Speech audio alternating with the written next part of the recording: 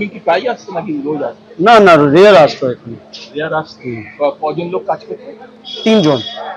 3 জন কাজ করছে। হ্যাঁ হ্যাঁ আচ্ছা বলছি দাদা, ও যে এখানে এই ধরনের কাজ করছে, জঙ্গি যোগাযোগ আছে, এটা জানতেন? হ্যাঁ। ও যে বিভিন্ন ধরনের টেররিস্ট না অর্গানাইজেশন না না না না না এখানে কোনো না, আপনারা আমি কোনো কিছু হিন্ট পেয়েছেন? না, কিছু হিন্ট দিয়েছি না আমি। হিন্ট পাতো তো আমি তো ভেকেট করে যেত হ্যাঁ। জায়গাটা। ও কিরকম লোক কিরকম ছিল আমি? লোক আমি হামিমকে জানি না নিজের। ওর বাবা ভালো মানুষ। আচ্ছা ওর বর্ধমানে নামচিন আদমি আছে। ও আচ্ছা। বর্ধমানে নিজের বাড়ি ওইখানে। কি আপনার জানার পর কি একটু আতঙ্ক আছে নাকি? হ্যাঁ ভয় লাগছে, ডর লাগছে আপনার? আর লাগছে তো, ভয় লাগছে। পুরো নাম খারাপ হচ্ছে, পুরো লোকালিটি নাম খারাপ হচ্ছে। কিভাবে কাজ করতো শামীম অর্পিতার এই হানি ট্র্যাপ ষড়যন্ত্র, যেটা জানা গিয়েছে প্রথমে বিভিন্ন ব্যক্তিদের তারা টার্গেট করতো, সেটা রাজনৈতিক ব্যক্তিত্ব হোক বা আমলা বা আধিকারিক, এবং এরপর ফেক অ্যাকাউন্ট বানিয়ে তারা চ্যাট করতো, ভরসা জোগাড় করতো, এবং তারপরেই অপহরণের ছক কষা হতো, এমনকি অ্যাসাইনমেন্টও দেওয়া হতো তাদের। আর এই গোটা বিষয়টি নিয়ে আমরা কথা বলেছিলাম ব্রিগেডিয়ার দেবাশিস দাসের সঙ্গে। কি বলছেন তিনি, শোনাবো।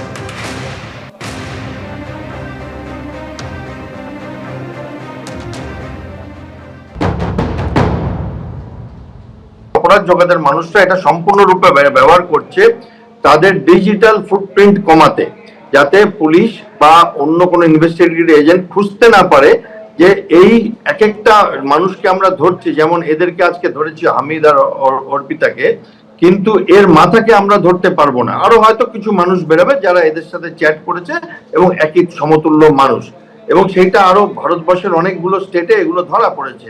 এই শেহজাদ ভাট্টি নেটওয়ার্কের কথা হলো এখন ব্যবহার হচ্ছে সোশ্যাল মিডিয়ায়, এবং এটা আরেকটা নতুন রকমের ছায়া যুদ্ধ।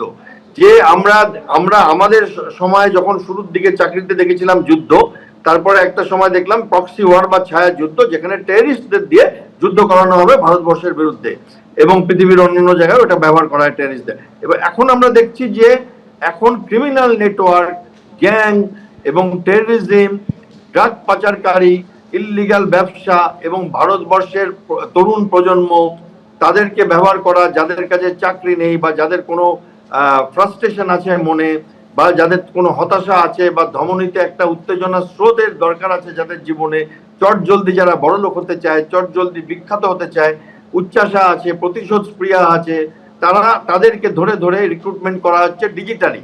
বড় কাজ, ছোট কাজ বলতে ধরুন কোনো দেয়াল লিখন লিখে আসা, যেটাকে আমরা গ্রাফিটি বলি, তার জন্য ধরুন 1000 টাকা দেওয়া হলো।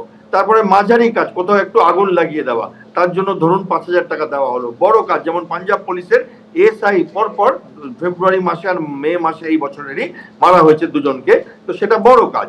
এবার এরপরে আপনি দেখছেন আমাদের মুখ্যমন্ত্রী এদের হিট লিস্টে আছে। ভারতবর্ষের ঝাড়খণ্ডে, দিল্লিতে, উত্তরপ্রদেশে, তেলেঙ্গানাতে এদের দেখা গেছে কিছু না কিছু অকাজ ঘটাতে। এইবার এরা আরো বড় হয়ে যাচ্ছে। আর ঠিক যেরকম আপনাদের বলছিলাম যে এসটিএফ এর হাতে একের পর এক তথ্য সামনে এসেছে, যেরকম যে দিল্লি সহ একাধিক রাজ্যে এই শেহজাদ ভাট্টি গ্যাংয়ের যে জঙ্গি মডিউল তা সক্রিয় রয়েছে। এই জঙ্গি মডিউল পাকিস্তানে বসে একেবারে ব্লুপ্রিন্ট তৈরি করেছিল যে কিভাবে এই যন্তর মন্তরে আন্দোলন চলাকালীন সেই সময় হামলা চালানো যায়, তার জন্য হামিম মন্ডলকে তারা ব্যবহার করার চেষ্টা করেছিল। সেটা কিভাবে? 2 থেকে 3 মাস আগে রানা নামে এক পাকিস্তানের নাগরিকের সঙ্গে ইনস্টাগ্রামে পরিচয় হয় হামিম মন্ডলের। এই রানার মাধ্যমে ধীরে ধীরে কুখ্যাত গ্যাংস্টার ও জঙ্গি শেহজাদ ভাট্টির গ্রুপের সঙ্গে যুক্ত হয়ে পড়ে সে।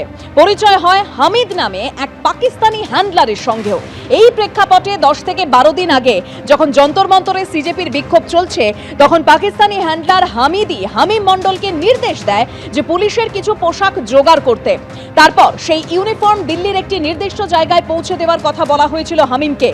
সূত্রের খবর, পুলিশের সেই ইউনিফর্ম পরিয়ে আত্মঘাতী বিস্ফোরণের ছক ছিল জঙ্গিদের, কিন্তু আর্থিক লেনদেনের গোপনীয়তা রক্ষা সংক্রান্ত সমস্যার কারণে সেই পরিকল্পনা আর কার্যকর করা যায়নি।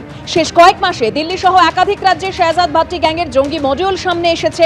জুলাই মাসে দিল্লি পুলিশের স্পেশাল সেল শেহজাদ ভাট্টি গ্রুপের 6 জনকে গ্রেপ্তার করে। সূত্রের খবর, গুরুত্বপূর্ণ রেল স্টেশন ও জনবহুল এলাকায় পেট্রোল বোমা দিয়ে হামলা চালানোর ছক কষেছিল ধৃত জঙ্গিরা।